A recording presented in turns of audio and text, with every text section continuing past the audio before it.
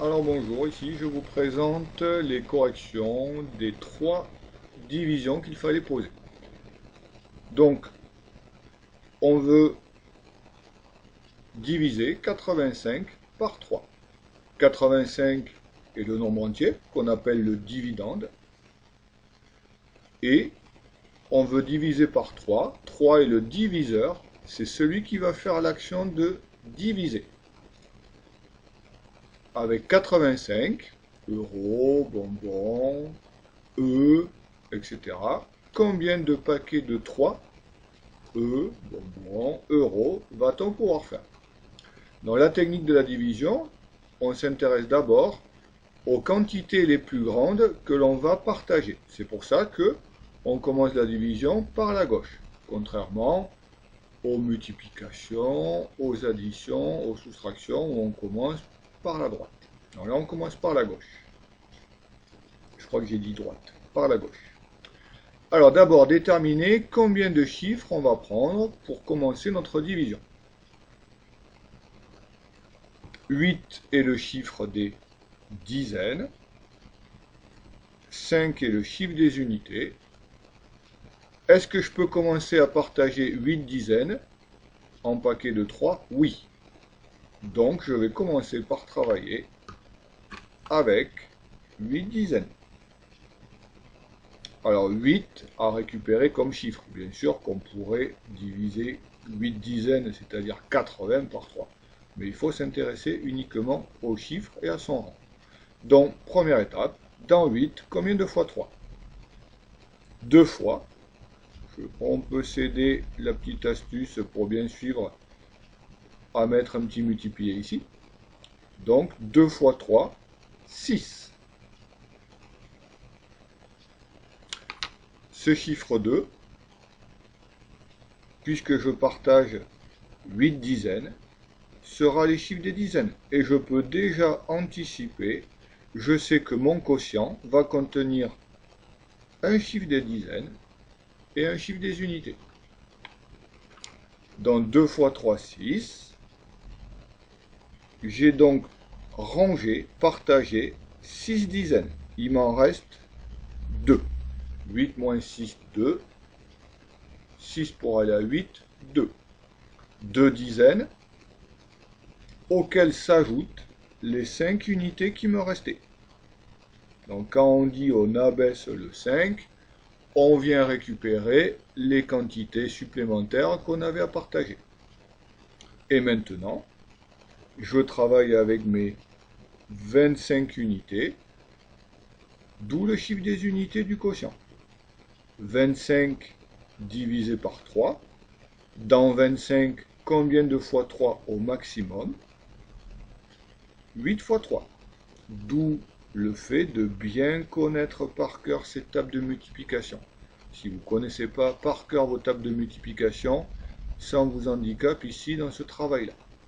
8 fois 3, 24. Donc en prenant 8 paquets de 3, j'ai rangé 84 unités. 24 pour aller à 25, il vaut mieux faire les soustractions comme ça mentalement. Il reste 1. Ma division posée, 85 divisé par 3, serait égal à 28 fois 3, 28 paquets de 3, et il reste 1. Je vous propose la vérification de cette division. C'est toujours important de vérifier, on est capable de savoir lorsqu'on termine si on a juste ou si on a faux. La première étape, c'est de regarder le reste. Est-ce que mon reste est bien inférieur à mon diviseur? Sinon, j'aurais pu prendre une fois 3 de plus. 1 est plus petit que 3, donc avec 1, je ne pouvais pas faire un paquet de 3 de plus. Maintenant, est-ce que j'ai bien 28 paquets de 3? Je vais refabriquer mes 85 euros par exemple. Si j'ai 85 euros, divisé par 3 personnes, est-ce que cela fait 28 euros par personne? Imaginons, je récupère les 28 euros de chaque personne. J'aurais donc récupéré 28 euros aux 3 personnes. Combien d'argent j'aurais récupéré? 28 fois 3, donc 3 fois 8, 24, je pose 4 et je retiens 2. 3 fois 2, 6 et 2, 8. J'ai récupéré 84 euros, plus 1 euro qui me restait. 84 plus 1 est bien égal à 85. Ma division est vérifiée et elle est correcte. L'égalité euclidienne qui va avec cette division, 85 égale 3 fois 28, ou 28 fois 3, 28 paquets de 3, plus 1 qui reste. Les 3 fois 28, 84, plus 1, égale 85. Ici, on a bien le dividende a bien été partagé en 28 paquets de 3. Donc on a bien le diviseur fois le quotient, plus le reste. Et ce reste est bien inférieur au diviseur. Donc tout concorde, et nous avons ici l'égalité euclidienne, qui permet de rassembler les 4 nombres avec lesquels on travaille. 4 nombres entiers. Je passe à la deuxième opération. Donc 245 divisé par 4. Là aussi, première question. Avec quel chiffre de mon dividende je vais travailler? 245, j'ai 2 centaines, 4 dizaines, 5 unités. Alors je pourrais m'attendre à avoir au quotient des centaines, des dizaines et des unités, mais pas forcément. Ça dépend les quantités que l'on peut partager. Alors imaginons si je veux commencer à prendre 2. Est-ce que je peux prendre 2 centaines en paquet de 4, sous-entendu centaines? Dans 2, combien de fois 4?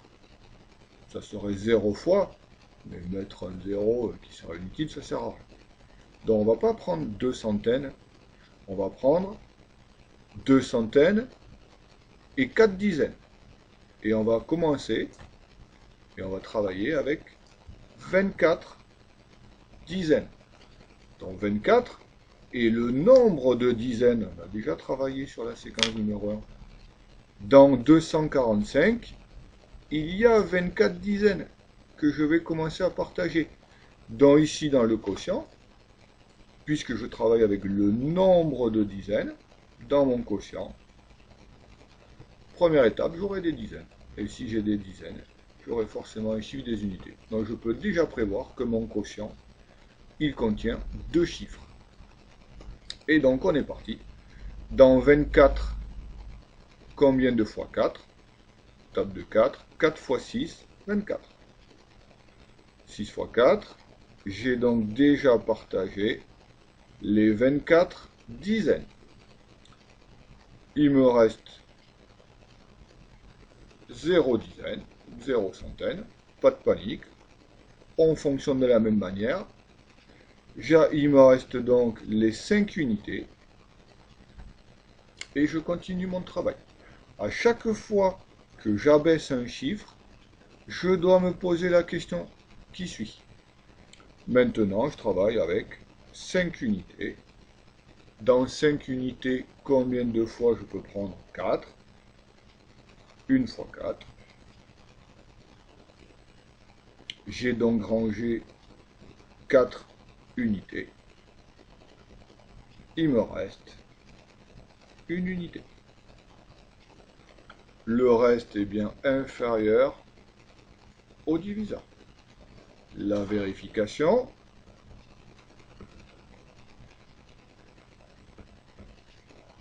Est-ce que 245 divisé par 4 fait bien 61 paquets de 4 et il reste 1? Je reprends je calcule mes 61 paquets de 4. Si je reprenais tout. 61 fois 4, donc 4 fois 1, 4. 4 fois 6, 24. Et 244, plus le reste, m'amène bien à 245. Ma division est correcte. L'égalité euclidienne, 245 est bien égal à 4 fois 61, qui, pour rappel, vaut 244, plus un reste de 1.